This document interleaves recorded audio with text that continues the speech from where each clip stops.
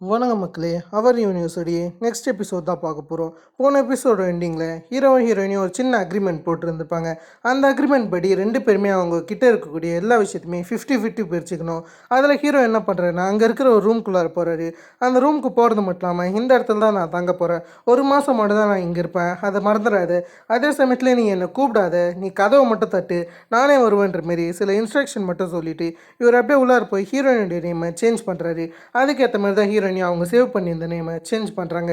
ரெண்டு பேருமே டெம்பரரி ஹவுசிங்கிற மாதிரி தான் நேமை சேஞ்ச் பண்ணி வச்சுருக்காங்க. ஏன்னா இந்த இடத்துல ஹீரோ ஒரு மாதம் மட்டும் தான் இருக்கிறதா சொல்கிறாரு. அதுக்கப்புறம் ஹீரோயினி அடுத்த நாள் என்ன பண்ணுறாங்கன்னா, இவங்க வேலைக்கு போகிறதுனால ஹீரோ கிட்ட ஊஜுவை விட்டுட்டு போனோம். அதில் இவங்க என்ன பண்ணுறாங்கன்னா, ஹீரோடைய டோரை தட்டுறது மட்டும் இல்லாமல், இப்போதைக்கு நீ ஊஜுவை பார்த்துக்கோ, நான் எப்போ வருவேன்னு உனக்கு ஞாபகம் இருக்குல்ல, இப்போ போயிட்டு அதுக்கு அடுத்தது நான் சாயங்காலம் 6 மணிக்கு தான் வருவேன், அது வரைக்கும் நீ ஊஜுவை பார்த்துக்கோன்ற மாதிரி சொல்லிட்டு அந்த இடத்த விட்டு இவங்க போயிடுறாங்க. அது விஷயமா ஹீரோவும் ஸ்ட்ரெயிட்டாக அவருடைய பாஸை பார்க்குறது மட்டும் இல்லாமல் அவர்கிட்ட கெஞ்சிக்கிட்டு இருக்காரு. அதாவது பேரண்டல் லீவு கேட்டுன்னு இருக்காரு. ஏன்னா இவருக்கு வேறு வழி கிடையாது, ஊஜுவை பார்த்துக்குன்னா ஒரு மாதம் வரைக்கும் இவருக்கு லீவு தேவைப்படுது. அதை பற்றி பாஸ் கிட்ட சொன்னால் அதை பெருசாக பாஸ் கண்டுக்கிற மாரியே தெரியல. அந்த இடத்துல ஹீரோமே, நீங்கள் போன வாட்டி கூட ஒரு வருஷம் வரைக்குமே பேரண்டல் லீவு எடுத்துக்கிறீங்க, நான் வெறும் ஒரு மாதம் தான் கேட்குறேன், அதை மட்டும் தாங்கலான்னு சொன்னால் பாஸ் ஒத்துக்கிற மாரியே தெரியல. அதுக்கப்புறம் தான் பாஸ்க்கு ஒரு விஷயம் ஞாபகம் வருது, ஹீரோவுக்கு ஃபோட்டோகிராஃபியில் இன்ட்ரெஸ்ட்னு சொல்லிட்டு. அதில் பாஸ் வந்து ஹீரோவுக்கு ஒரு வேலை வச்சுருக்காரு, நீ ஃபோட்டோகிராஃபிக்கில் சில வேலை பார்க்கணும்னு சொல்லிட்டு ஹீரோ ஸ்ட்ரெயிட்டாக வேறு ஒரு இடத்துக்கு அசைன் பண்ணுறாரு. அதை கேட்ட ஹீரோவும் வேறு வழி கிடையாதுன்னு சொல்லிட்டு அந்த இடத்துக்கு கிளம்பலான்னு இருக்காரு. அதுக்கேற்ற மாதிரி இவர் ஃபோட்டோகிராஃபி எப்பயோ தொடக்கூடாதுன்னு தான் இருந்திருப்பார். இருந்தாலும் வேறு வழி கிடையாதுன்னு திரும்ப கேமராவை தொடுற மாரி காமிக்கிறாங்க. அதுக்கேற்ற மாதிரி இந்த இடத்த ஏமிச்சூன்னு ஒரு லேடியை காமிப்பாங்க. இந்த லேடி ஒரு ஃபேமஸான ஃபோட்டோகிராஃபராட்ட தெரியுது. இவங்க செமையாக குடிச்சிட்டு படுத்து தூங்கின்னு இருப்பாங்கன்னு நினைக்கிறேன். இவங்களுக்கு இப்போதைக்கு புதுசாக ஒரு ஷூட் இருக்குது. அந்த ஷூட்டை பற்றி தான் அங்கே இருக்கிறவர் பேசுவார். ஆக்சுவலி இந்த ஏமிச்சூன்றவங்க ஏகப்பட்ட ஷூட்ஸை கேன்சல் பண்ணியிருக்காங்க. அதில் அசிஸ்டன்ட்மே புதுசாக ஒரு ஷூட் இருக்குது, அதை நீங்கள் பார்த்துக்கோங்கன்னு சொல்லிட்டு ஏமிச்சூ கிட்ட சொல்ல, அந்த இடத்துல ஏமிச்சூமே எப்படி ஷூட் எடுக்கணும், எந்த மாதிரியான லொக்கேஷன் வேணுன்ற மாரி அவர்கிட்ட இன்ஃபார்ம் பண்ணிக்கிட்டு இருக்காங்க. ஆனால் இங்கே இருக்கிறவர் ஏமிச்சூ சொல்கிற மாதிரிலாம் பண்ண முடியாதுன்னு சொல்கிறாரு. இருந்தாலும் நான் ட்ரை பண்ணுறேன், ஆனால் நீங்கள் ஒரு அசிஸ்டண்ட்டை வச்சுக்கோங்கன்னு சொல்கிறாங்க. ஏன்னா இந்த இடத்துல இருக்கிற ஜஸ்ட் பர்சனல் அசிஸ்டன்ட் மாதிரி தான், ஃபோட்டோகிராஃபிக்னு ஒரு அசிஸ்டண்ட் வேணும். அந்த மாதிரியான அசிஸ்டண்ட்டை ஏமிச்சூ கிட்ட வச்சுக்க சொன்னால் அவங்க அதெல்லாம் டோட்டலாகவே மறுத்துடுறாங்க. அதில் இந்த இடத்துல ஒரு ஏமிச்சூ சொன்ன மாரி லொக்கேஷன் எங்கேயாச்சும் கிடைக்குமான்னு செக் பண்ணால் அங்கே இருக்கிறவங்க வேறு லொக்கேஷனை செக் பண்ணிக்கோங்கன்னு சொல்கிறாங்க. அதே சமயத்தில் ஒரு சில ஃபோட்டோகிராஃபர்ஸ்லாம் செக் பண்ணலான்னு இருக்கும்போது திடீர்னு ஹீரோ பாஸ் ஒரு இடத்துக்கு போக சொல்லியிருந்திருப்பார்ல, அதுபடி அந்த இடத்துல வந்து ஒரு ஆள்கிட்ட எப்படிலாம் ஃபோட்டோ எடுக்கணும்னு அந்த ஃபோட்டோகிராஃபிக் நாலேஜோடு பேசின்னு இருக்கேன். அதை பார்த்து ஏமிச்சூடைய அசிஸ்டண்ட் என்ன பண்ணுறேன்னா, உங்களுக்கு நான் ஒரு ஆஃபர் வச்சுருக்கேன், நீங்கள் ஒரு நாள் மட்டும் வேலை செஞ்சால் போதும், ஒரு நாள் வேலை செஞ்சிங்கன்னா நான் உங்களுக்கு 1 மில்லியன் தரேன் அப்படின்லாம் அவர் சொல்ல. ஆனால் ஹீரோவுக்கு பெரிய இன்ட்ரெஸ்ட் இல்லாத மாரி இருக்குது. ஆனால் ஹீரோ கார்டை மட்டும் வாங்கி வந்துடுறாரு. அதுக்கப்புறம் ஹீரோயின் வீட்டுக்கு வந்துட்டாங்க. ஊஜு அவங்க பத்திரமா பார்த்துக்கிறது மட்டும் இல்லாமல் அங்கே இருக்கிற எல்லா வேலையுமே இவங்க செஞ்சுக்கிட்டு இருக்காங்க. அந்த சமயம் தான் இவங்க ஹீரோ கிட்ட ஒரு விஷயம் சொல்லணும்னு யோசிச்சு வச்சுருந்துருப்பாங்க. அந்த விஷயத்தை இப்போ சொல்லுவோன்னு சொல்லிட்டு ஹீரோவை கூப்பிடுறது மட்டும் இல்லாமல் எப்படி ஊஜுவை பார்த்துக்கணும், ஊஜுவுக்கு என்னெல்லாம் தேவைன்ற மாரி சில நோட்ஸில் எழுதி வச்சுருந்துருப்பாங்க. அதெல்லாம் ஹீரோ கிட்ட சொன்னால் ஹீரோ அதெல்லாம் எனக்கு பிடிக்காதுன்ற மாரி அதை மறுத்துறாரு. இருந்தாலும் ஹீரோயினே அடுத்த நாள் காலையில் ஆகும்போது ஊஜுக்கு அப்படியே சாப்பாடு கொடுத்துருந்துருப்பாங்க. டைம் ரொம்ப லேட்டானதுனால ஹீரோ கிட்ட ஊஜுக்கு சாப்பாடு தான்ற மாரி இவங்க சொல்லிட்டு போக, அந்த இடத்துல ஹீரோ கொஞ்சம் கடுப்பில் தான் இருக்காரு. இதெல்லாம் நான் தான் செய்யணுமான்னு சொல்லிட்டு. இருந்தாலும் ஹீரோயினி அடுத்த நாள் வேலைக்கு போயிட்டாங்க.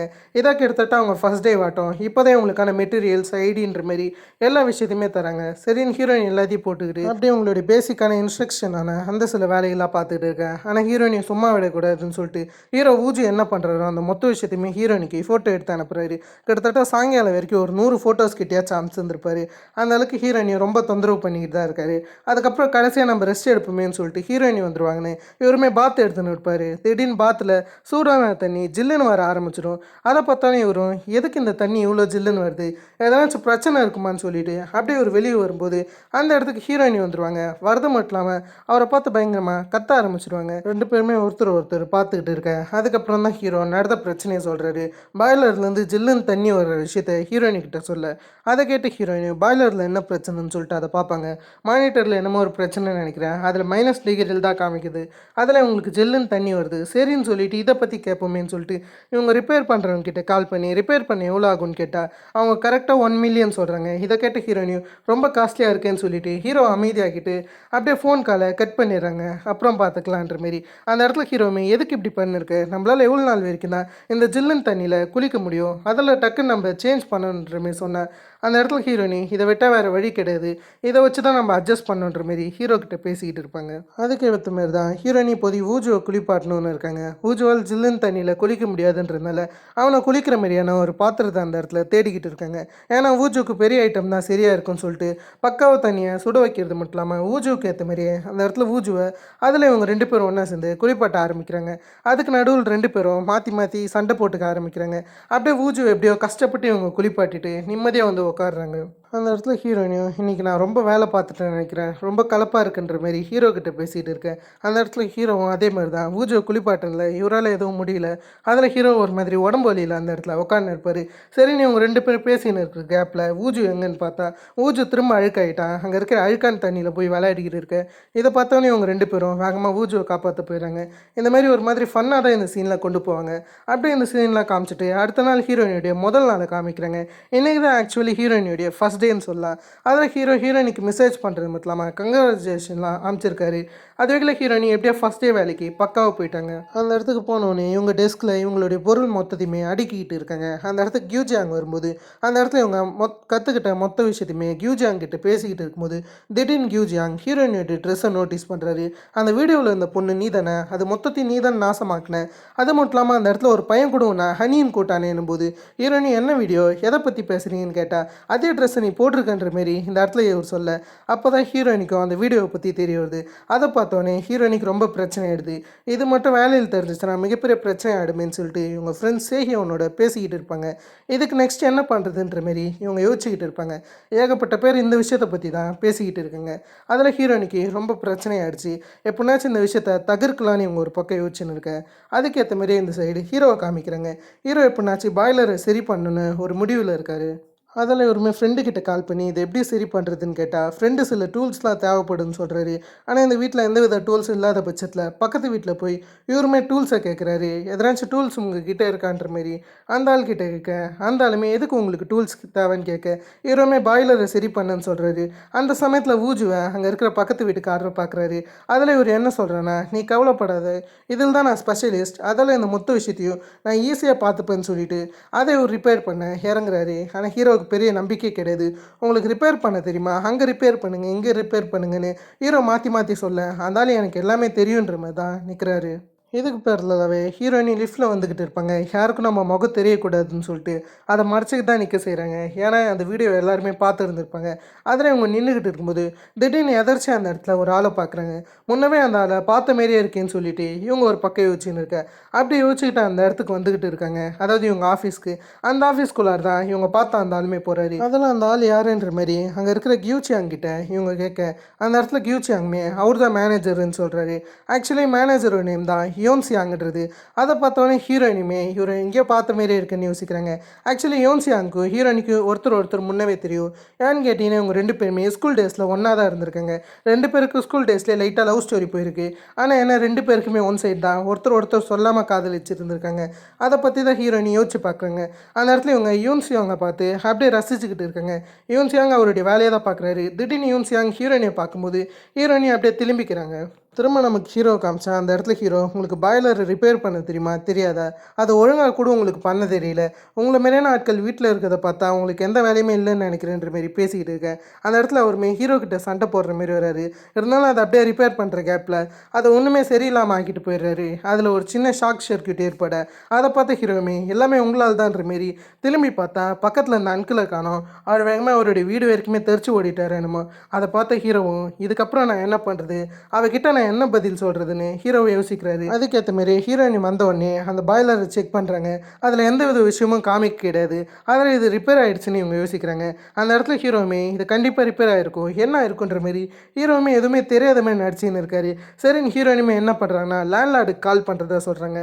ஏன்னா இது ஒன்றும் நம்ம தப்பு கிடையாது, லேண்ட்லார்ட் தான் இதுக்கு பொறுப்புன்னு சொல்லிட்டு இவங்க வேகமாக லேண்ட்லார்டுக்கு கால் பண்ணுறாங்க. ஆனால் ஹீரோடைய நல்ல நேரம் நல்ல வேலை லேண்ட்லார்ட் ஃபோன் கால் அட்டன் பண்ண கிடையாது. அதில் ஹீரோ நிம்மதியாக இருக்காரு. ஹீரோயினி டெக்ஸ்ட் பண்ணுறத இருக்கிறதா சொல்கிறாங்க. ஆனால் ஹீரோ பொலைட்டாக தான் பண்ணோம், அது எனக்கு தான் பண்ண தெரியுன்ற மாரி, என் ஒய்ஃப் இந்த மாரி ஷவரை லைட்டாக ரிப்பேர் ஆக்கிட்டாங்கன்ற மாரி அந்த மாரி ஒரு பேசிக்கிட்டு இருக்கேன். அந்த இடத்துல ஹீரோயினியும், யாரை நீ ஒய்ஃப்னு சொல்கிற, இதெல்லாம் சரிப்பட்டு வராது, நம்ம 2 பேரும் ஒன்றா இருக்கிற மாரி எதுக்கு நீ மெசேஜ் அனுப்புகிற, உனக்கு ஒழுங்காக மெசேஜ் அனுப்ப தெரியல, நான் அனுப்புகிறேன்னு சொன்னேன். அந்த இடத்துல ஹீரோ இப்படி தான் மெசேஜ் அனுப்பணும்னு 2 பேரும் சண்டை போட்டு கடைசியில் மெசேஜ் அனுப்புகிறாங்க. கடைசியாக அது என்ன மெசேஜ்னு பார்த்தா லேண்ட்லார்டுக்கு மிடில் ஃபிங்கர் அனுப்புகிற மாரி ஒரு மெசேஜ் அனுப்பிச்சிடுறாங்க.